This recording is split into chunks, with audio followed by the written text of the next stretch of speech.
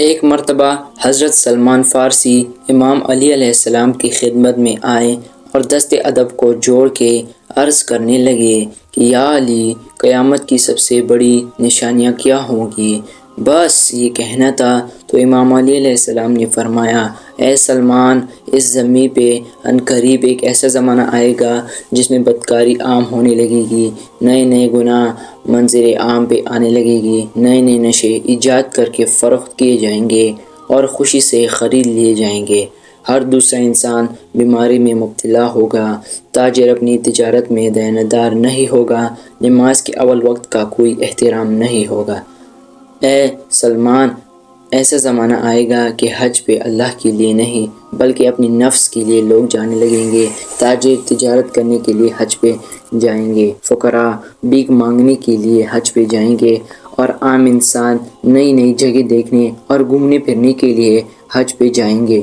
لوگوں کو پھیلانے کے لیے نئے نئے قہوے جو انسان کی صحت کے لیے خطرناک ہوں گے، ایک دوسرے کو ماں بہن کی گالی مذاق مذاق میں دینے لگیں گے۔ اور اے سلمان، یہ وہ زمانہ ہوگا جب لوگوں کا توجہ آسمان کی طرف ہوگا اور لوگ آسمان میں اڑنے لگیں گے اور یہ سمجھیں گے کہ ہم وقت سے تیز چلنے والے ہیں، لیکن افسوس کہ اس وقت اللہ وقت کی رفتار بڑھا دے گا۔ سال مہینے جیسے ہو جائے گا، مہینے ہفتوں جیسے، ہفتے دنوں جیسے، دن گھنٹوں جیسے ہونے لگیں گے۔ اے سلمان، یہ وہ زمانہ ہوگا جب انسان ایک جگہ بیٹھ کے ہزاروں میل دور کسی دوسرے انسان کو دیکھ بھی سکے گا اور اسے سن بھی لے گا، اور وہ نئی نئی چیزیں ایجاد کر کے اپنے لیے نئی نئی بیماریاں پیدا کریں گے۔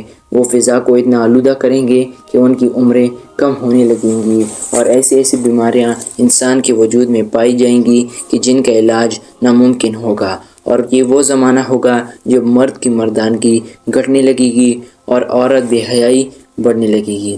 اس دور بے حیا لڑکیوں کو فخر سے بلایا جائے گا اور شریف عورتوں کو حقیر سمجھا جائے گا۔